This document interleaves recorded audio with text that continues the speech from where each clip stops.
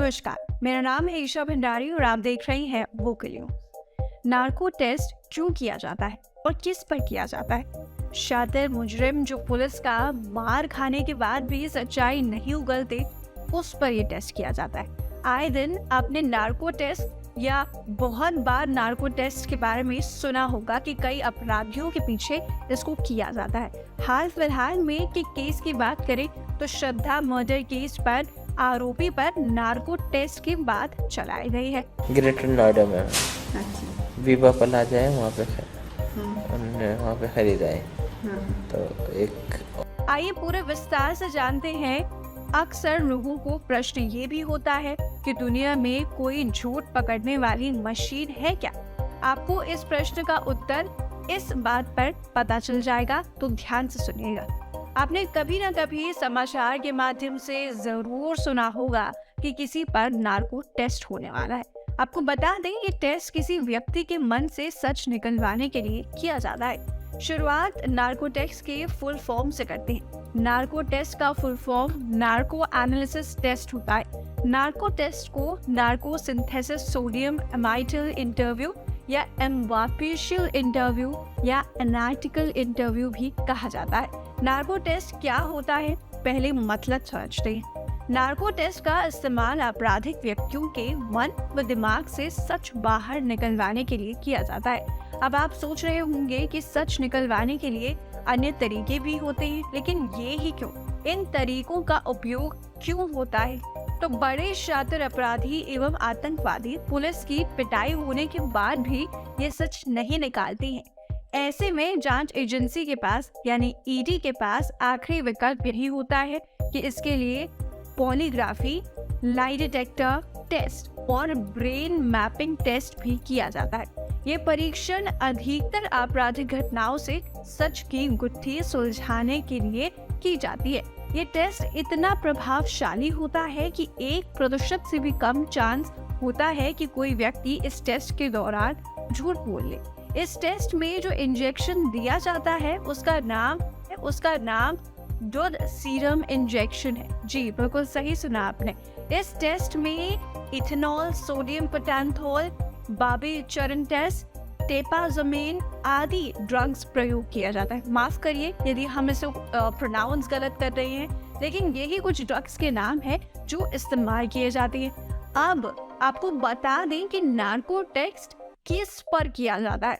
ये टेस्ट पहले सिर्फ साइकोलॉजिकल डिसऑर्डर व्यक्तियों पर जिनके दिमागी हालत बिल्कुल खराब है उन पर किया जाता था, किंतु ये टेस्ट अब अपराधियों के लिए भी किया जाने लग गया है और उसके लिए भी पॉपुलर होने लगा है। कोर्ट के ऑर्डर के हिसाब से ही अपराधियों पर ये टेस्ट किया जाता है। अपराधी और आतंकवादी से सच उगलवाने के लिए ये टेस्ट किया जाता है। नार्को टेस्ट करने के लिए व्यक्ति को पहले बेहोश किया जाता है, जिससे इंसान सेमी कॉन्शियस स्थिति में पहुंच जाता है। अगर आसान भाषा में इसको कहा जाए तो सेमी कॉन्शियस का मतलब होता है व्यक्ति न तो पूरा होश में होता है और न ही पूरी तरह बेहोश होता है।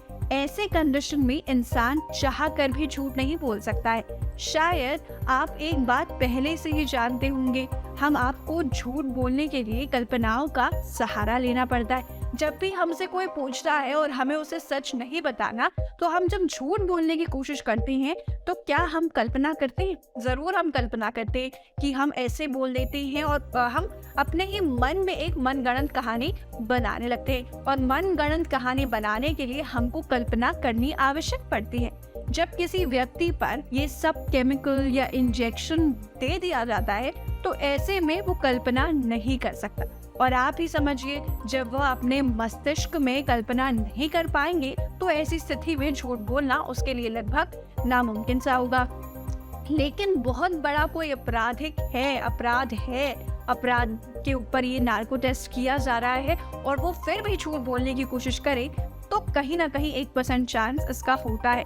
आपने ये भी देखा होगा, जो लोग दारू पीकर के बेहोश हालत में पड़े होते हैं वो भी कल्पना नहीं कर पाते, इसलिए उनके मुंह से कभी कभार सच निकल जाता है। अपराधी या कोई अन्य व्यक्ति के आसपास जो भी घटनाएं होती है वो उनके दिमाग की कल्पनाओं में होती है। सभी व्यक्तियों पर तो नहीं किया जाता, लेकिन जिस पर भी किया जाता है पहले उसकी उम्र और हेल्थ का चेकअप किया जाता है, क्योंकि इसके करने में बहुत सारे केमिकल का यूज होता है और ये बहुत आवश्यक बन जाता है, क्योंकि किसी के केमिकल बॉडी पे सूट करेंगे या नहीं ये आवश्यक हो जाता है। विशेषज्ञ तय करते हैं कि कौन सा केमिकल का प्रयोग होगा।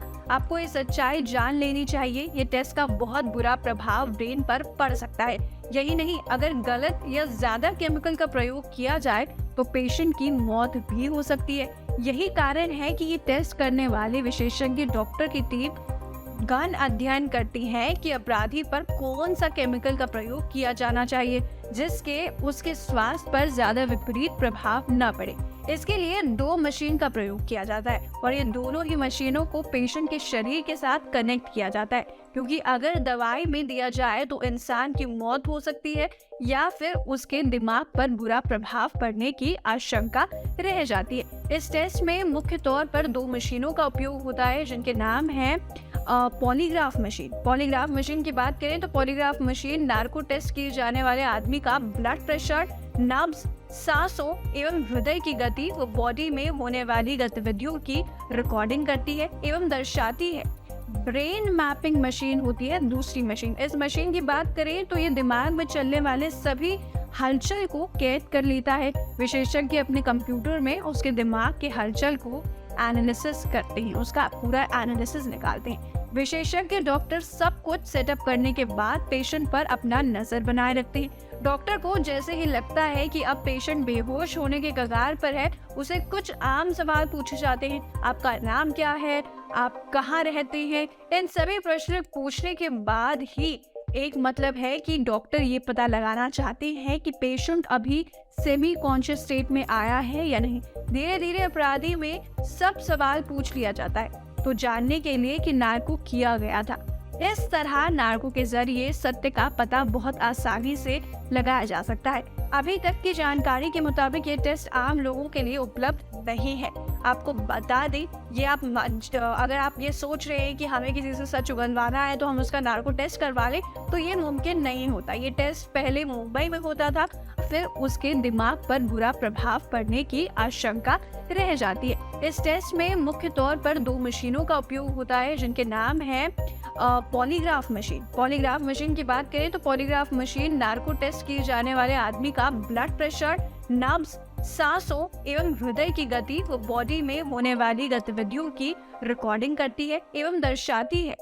ब्रेन मैपिंग मशीन होती है दूसरी मशीन। इस मशीन की बात करें तो ये दिमाग में चलने वाले सभी हलचल को कैद कर लेता है। विशेषज्ञ अपने कंप्यूटर में उसके दिमाग के हलचल को एनालिसिस करते हैं, उसका पूरा एनालिसिस निकालते हैं। विशेषज्ञ डॉक्टर सब कुछ सेटअप करने के बाद पेशेंट पर अपना नजर बनाए रखते हैं। डॉक्टर को जैसे ही लगता है कि अब पेशेंट बेहोश होने के कगार पर है, उसे कुछ आम सवाल पूछे जाते हैं। आपका नाम क्या है, आप कहाँ रहते हैं? इन सभी प्रश्न पूछने के बाद ही एक मतलब है कि डॉक्टर ये पता लगाना चाहते हैं कि पेशेंट अभी सेमी कॉन्शियस स्टेट में आया है या नहीं।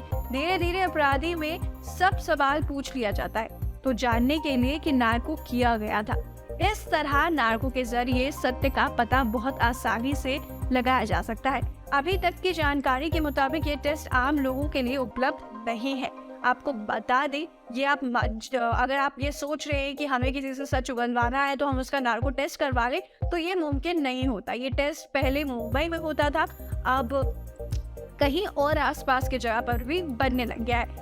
हाल फिलहाल में डॉक्टर बाबा साहेब अम्बेडकर अस्पताल में ये शुरू होने वाला है। अभी तक कोर्ट के आदेश के मुताबिक ही नार्को टेस्ट किया जाता है। अगर इसके संबंधित आपके पास भी कोई जानकारी हो तो हमें कमेंट सेक्शन में ज़रूर बताइएगा कि आप किसी नार्को टेस्ट हॉस्पिटल को जानते हैं जहाँ नार्को टेस्ट होता है। नार्को टेस्ट की बात करें तो नार्को टेस्ट एक जांच उपकरण है जिसका इस्तेमाल झूठ का पता लगाने के लिए किया जाता है। अभी तक हमने ये जान लिया। यह झूठ का पता लगाने का एक रूप है जिसके लिए परीक्षण किए जाने वाले व्यक्ति को ऐसी दवा लेने की आवश्यकता होती है जो बेहोश करने की क्रिया और मतिभ्रम का कारण बनती है। नार्को टेस्ट का इस्तेमाल किसी के अपराध, उसके निजी जीवन या किसी अन्य विषय में उसकी संलिप्तता के बारे में झूठ बोलने के लिए किया जा सकता है। पास भी कोई जानकारी हो तो हमें कमेंट सेक्शन में जरूर बताइएगा कि आप किसी नार्को टेस्ट हॉस्पिटल को जानते हैं जहाँ नार्को टेस्ट होता है। नार्को टेस्ट की बात करें तो नार्को टेस्ट एक जांच उपकरण है जिसका इस्तेमाल झूठ का पता लगाने के लिए किया जाता है। अभी तक हमने ये जान लिया।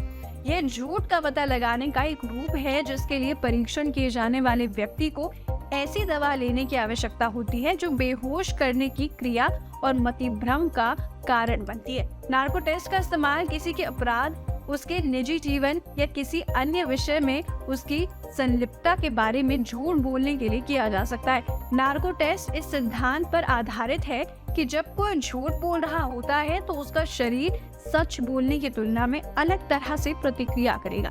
किसी को ऐसी दवाएं देकर जो उन्हें नींद और भ्रमित महसूस कराएंगी, जांचकर्ता ये देख सकते हैं कि जिस व्यक्ति का परीक्षण किया जा रहा है वह अलग तरह से प्रतिक्रिया करके झूठ बोल रहा है। अगर वे सच कह रहे थे, जांच एजेंसियां इस टेस्ट का उपयोग करती रही है क्योंकि अन्य साक्ष्य मामले में स्पष्ट तस्वीर सामने नहीं आ पाती है। नियमों के मुताबिक नार्को टेस्ट कराने के लिए व्यक्ति की सहमति भी जरूरी होती है। सुप्रीम कोर्ट ने फैसला सुनाया था कि नार्को एनालिसिस की बात करें तो ब्रेन मैपिंग और पॉलीग्राफ टेस्ट जिसकी हमने बात की, किसी भी व्यक्ति की सहमति के बिना नहीं किया जा सके।